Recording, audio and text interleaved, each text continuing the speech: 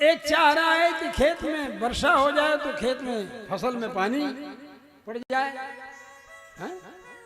और वहीं दूसरा जो है आमा लगाया हुआ है, ईंटा का भट्ठा चलाया हुआ है और खपड़ा जो है सेक रहा है, वो कह रहा है भगवान बरसना नहीं तो मेरा गड़बड़। अब अगर न बरसे तो भी एक फायदे में रहेगा, एक नुकसान में रहेगा। अगर बरस जाए तो भी एक फायदे में रहेगा, एक नुकसान में रहेगा। दोनों स्थिति में एक फायदे में रहेगा, एक नुकसान में रहेगा। कोई है जो दिन में ही देख पाता है,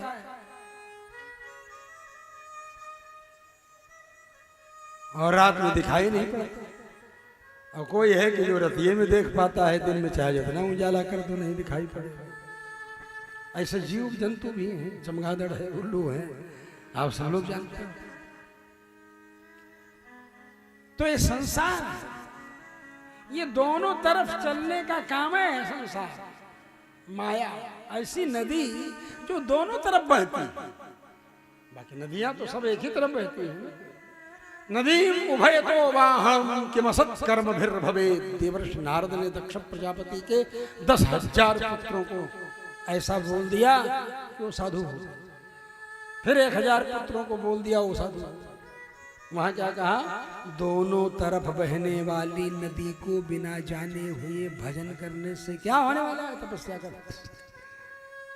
बोलो, ऐसा तपस्या कर रहे थे सृष्टि करने के लिए। दक्ष प्रजापति ने कहा था सृष्टि करने के लिए, सामर्थ्य प्राप्त करने के निमित्त तपस्या करो। अरे तपस्या कर रहे थे तो नारद जी ने सोचा है तपस्या कर रहे हैं तो अच्छी चीज है, लेकिन ये सृष्टि करने के लिए कर रहे हैं, संसार बसाने के लिए कर रहे हैं। हम फक्कड़ साधु संसार छुड़ाना चाहते हैं, साधु बनाना चाहते हैं। चलो आए नारद जी और कहे साधु बन जाओ। पहले नहीं बोले साधु बन जाओ, बोले दोनों तरफ बहने वाली नदी को बिना जाने समझे साधु क्या बोले। बोले ये कौन सी नदी? और बहुत सी बातें हैं, लेकिन भागवत की कथा होती तब सब बताते आप।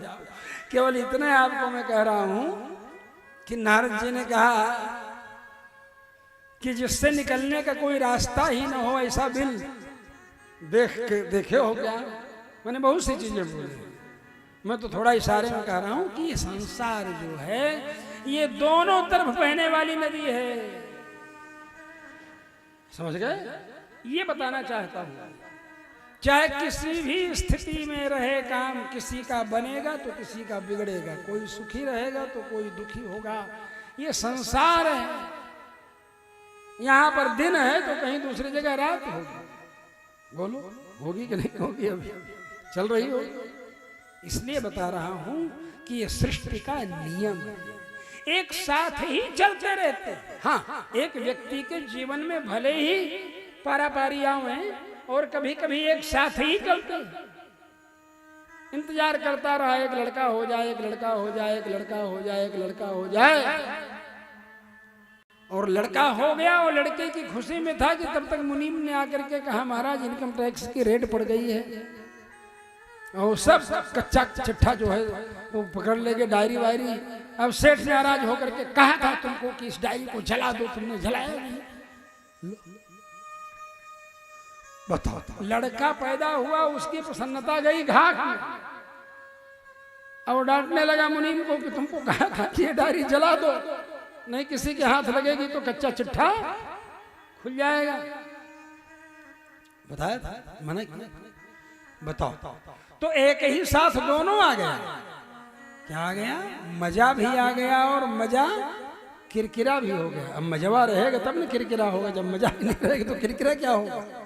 अरे भाई, तो हानि और लाभ ये संसार के ऐसे नियम हैं, ऐसे क्रम हैं जो चलते ही रहते हैं। बड़े लाभ में बड़े प्रसन्न थे राजा दशरथ जी की घोषणा हो गई और सर्वसम्मत से प्रस्ताव पारित हो गया। 500 राजाओं ने बिल्कुल डीटो कर दिया। अब इस पर किसी का बीटो नहीं हो सकता, लेकिन उस पर भी बीटो हो गया कैकेयी का। बोलो भाई, ये तो बड़े प्रसन्न थे, सोचे थे जाएंगे कैकेयी से बताएंगे कि हाँ ऐसे युवराज। कैकेयी बहुत मानती थी राम जी को, और राम जी के विषय में चर्चा भी करती थी। एक एक हरकतों की चर्चा माँ जब बाप से करती है तो माँ सोचती है ना कि इनका मन भी उसकी क्रीड़ाओं में उसमें लगा है। तो बाप भी सोचता है कि माँ ऐसे, तो चर्चाएं करते थे आपस में।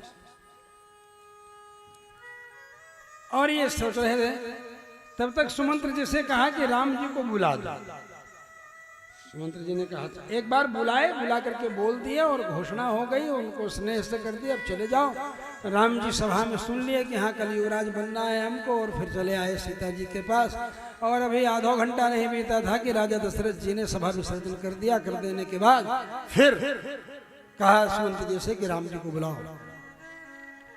राम जी सोचे अब यही पिताजी बुलाए थे, अब यही हम गए थे, अभी आए हैं, अभी फिर बुला, चलो कोई बात नहीं। पिताजी आ गए राम जी, राजा दशरथ जी। राजा दशरथ जी ने कहा कि भरत तुमको इतना मानता है, सब कुछ करता है, लेकिन किन्नु चित्तम मनुष्याणाम, मनुष्यों के चित्त का क्या है, कब कैसे बिगड़ जाए क्या है। इसलिए विप्रोषितश्च भरतो यावदेव पुरादितः, जब तक भरत जो है ननिहाल में है तभी तक तुम अपना युवराज पद पर अभिषेक करा। तो राम जी की एक विशेषता है, राम जी को भोला भाला आदमी पसंद नहीं आता।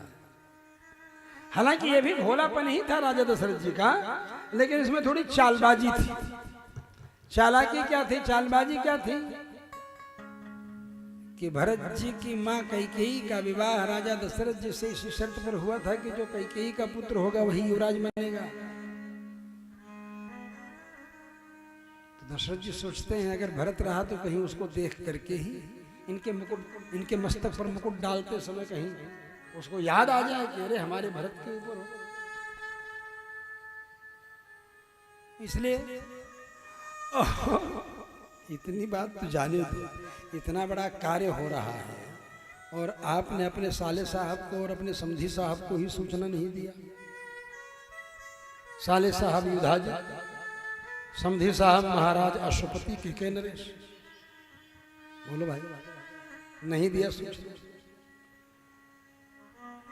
पश्चात श्रोष्यते, ये सोच लिया कि चलो बाद में सुन लेंगे समाचार। क्यों नहीं भाई, बुलाएंगे तो फिर ये बात हो सकती है। मान लीजिए भरत तो लड़का है, नहीं हो ध्यान दे, लेकिन उसके मामा युधाजी तो जरूर है ध्यान कि हमारा भांजा राजा बनना चाहिए। मतलब सूचना क्यों? क्योंकि कह रहे हैं राम जी से कि किन्नु चित्तम मनुष्याणा, मनुष्यों के चित्त का क्या पता। तो राम जी के मन में आया कि पिताजी भी नहीं समझ पाए कि भरत क्या है, तो अब मैं ऐसा कर दूंगा कि सारी दुनिया जान जाएगी कि भरत जी क्या है। और योजना सरस्वती को इशारा किया, मंथरा के दिमाग में आ गई। मंथरा ने देखा दान देती हुई कौशल्या जी को, तो पूछा कि क्या चक्कर है, राम की माँ धन दे रही है ब्राह्मणों को, दान कर। तब उस दासी ने कहा, अरे आपको मालूम नहीं है कल राम जी युवराज बनने वाले हैं। अब मंथरा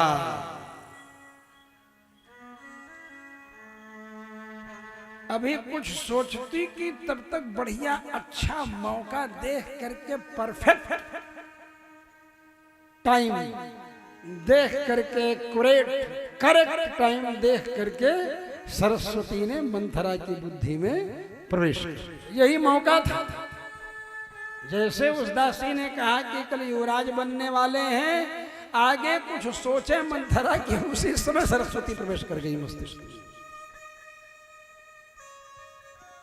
मंथरा भगवान ने सोचा, राम जी ने, किसके दिमाग में इस सरस्वती को बैठा, जो कि ऐसी सरस्वती जो गलत विचार विमर्श करने में ही माहिर है, प्रतिभा में, विद्या, वही विद्या जिसको सबसे ज्यादा, सरस्वती विद्या की स्वामिनी है ना, तो छल कपट की विद्या जिसको, छल से ही तो हुआ। कैकेयी के द्वारा। तो भाई छल से हुआ कैकेयी के द्वारा, बाद में पहले तो तुम ही शुरू किए ना, पहले तुम ही छल न किए होते, राम जी से ये न कहे होते कि जब तक ननिहाल में है भरत जी तब तक तुम अपना युवराज पद पर अभिषेक करा लो।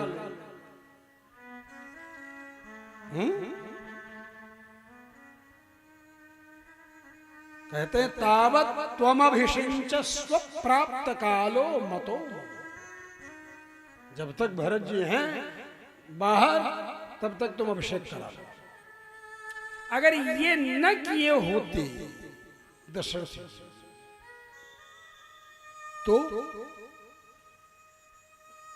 तो युधाजित को बुलाए होते, अश्वपति जी को बुलाए होते, भरत जी को बुलाए होते, भरत जी के साथ शत्रुघ्न जी भी आए होते, और फिर राम जी को वनवास ही नहीं होता। इसलिए उर प्रेरक रघुवंश विभूषण, मन में सबके भगवान ही प्रेरणा करते हैं। राजा दशरथ जी के मन में ये बात आ गई, ये भी उन्हीं की प्रेरणा है, और उसी के कारण मंथरा के मस्तिष्क में सरस्वती को प्रविष्ट करा दिया कि तर्क से, प्रमाण से, किसी भी तरह से कैकेयी को मोटिवेट करना है,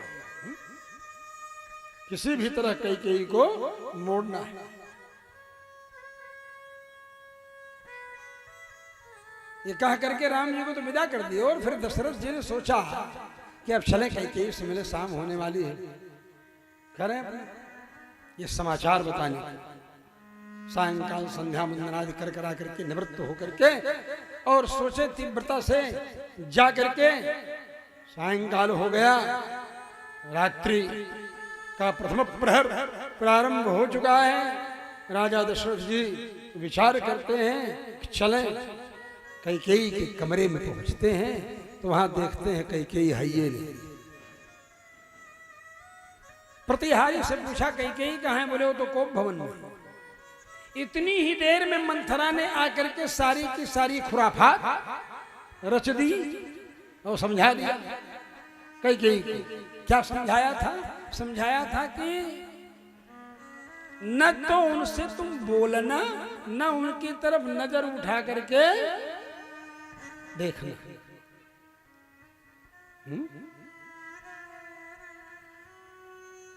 न तो तुम उनको देखना और न बोलना।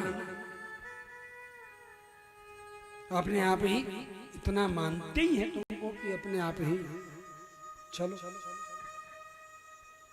बहुत सी बातें गृहस्थ जीवन की बातें, बड़ी गहरी बातें, इतनी बातें हैं जिसको हम सुना नहीं सकते। न सुनने का समय है आपके पास, समाज के पास बहुत सी बातें।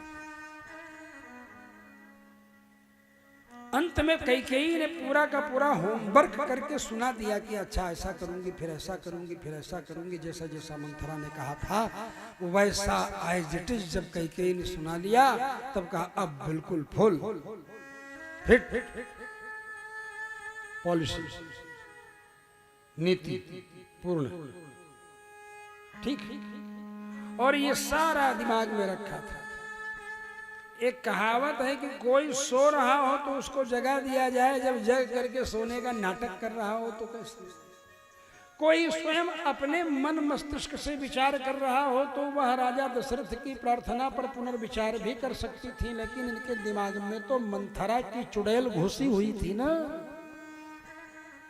मंथरा सवार थी, जैसे किसी के ऊपर भूत आ जाए, प्रेत आ जाए तो भांपने लग जाए ना।